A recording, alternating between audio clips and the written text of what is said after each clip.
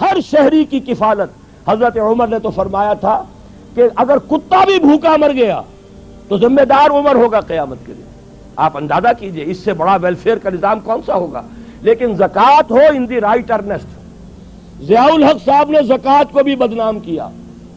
Bank deposit میں سے کچھ کاٹ لیا, یہ زکوٰۃ ہو گئی. انا للہ و انا الیہ راجعون.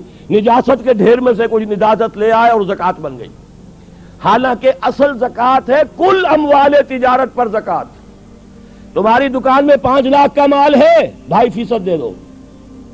تمہارے کارخانہ ہے, اس کی زمین, اس کی بلڈنگ, اس کی مشین, اس کے ٹولز, 4 چیزیں ایگزمپٹ.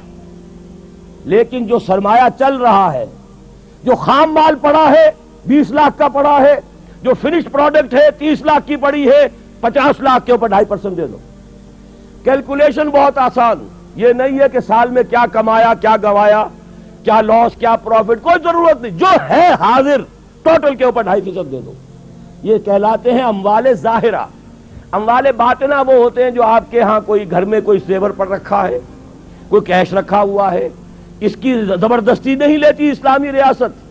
اسلامی ریاست اموال باطنہ کی زکوٰۃ میں لوگوں کو آزاد چھوڑ دیتی ہے.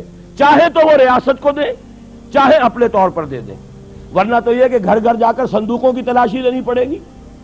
ہاں جو مال ہے آپ کا گودام میں پڑا ہے, کارخانے میں پڑا ہے, دکان میں پڑا ہے, یہ اموال ظاہرہ ہے, اس میں سے 2.5% لیا جائے.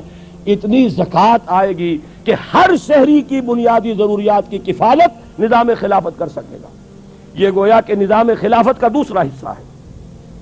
تیسرا حصہ ہے جو میں چاہتا ہوں, جو ابھی میں نے عرض کیا, سود. سود در حقیقت نام ہے سرمایہ داری کا. سرمایہ کاری کو اسلام انکریج کرنا چاہتا ہے, سرمایہ داری کو نہیں. محض پیسہ پیسے کو کمائے یہ پسندیدہ نہیں ہے. پیسہ ہے محنت کرو. تھوڑا پیسہ ہے چھابڑی لے کر چلو, سارا دن محنت کرو, شام کو 150 لے آؤ گے. اس سے زیادہ ہے ریڑھی بنا لو, اس سے زیادہ ہے کھوکھا لگاؤ, اس سے زیادہ ہے دکان بناؤ, اس سے زیادہ ہے ایکسپورٹ امپورٹ کرو. 10 آدمی مل کے کرنا چاہتے ہو کر لو, اپنا سرمایہ جمع کر لو, محنت جمع کر لو, شراکت ہو گئی. یہ ہے سرمایہ کاری. اور سرمایہ داری یہ ہے, یہ میرا پیسہ ہے, مجھے تو اتنے فیصد نفع چاہیے. تم کماؤ گواؤ, تمہارا دھیلا ہو جائے, تمہارے دگنے ہو جائیں, مجھے کوئی غرض نہیں. یہ ہے سود. اور اس سے بڑی شے حرام اسلام میں کوئی نہیں. اس سے سرمایہ داری کی جڑ کٹتی ہے. اور وقت نہیں ہے ورنہ میں آپ کو بتاتا کہ واقعہ یہ کہ اس وقت دنیا میں یہودیوں کا جو تسلط ہے اسی سود کی وجہ سے ہے.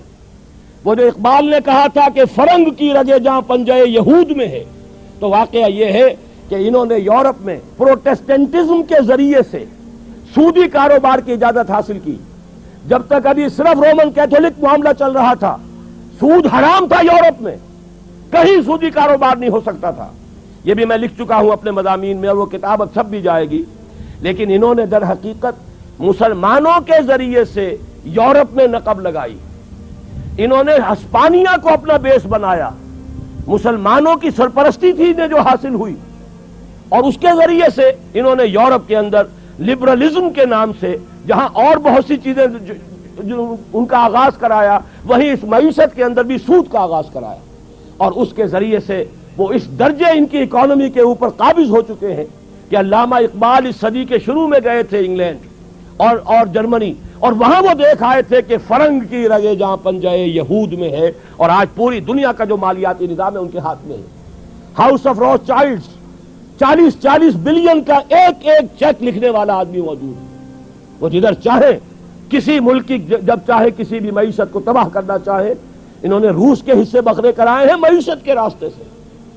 ان کے سٹورز خالی ہو گئے, ڈبل روٹیاں نہیں رہیں. یہ سب کچھ در حقیقت معاشی بحران تھا جو پیدا کیا گیا, اور یہ یہودیوں نے کیا. بہرحال اس کو چھوڑ دیجئے. خلافت کے نظام میں سرمایہ کاری ہوگی, اور وہ ساری اسی طریقے پر, free economy, market economy, demand and supply, hire and fire, سارے اصول.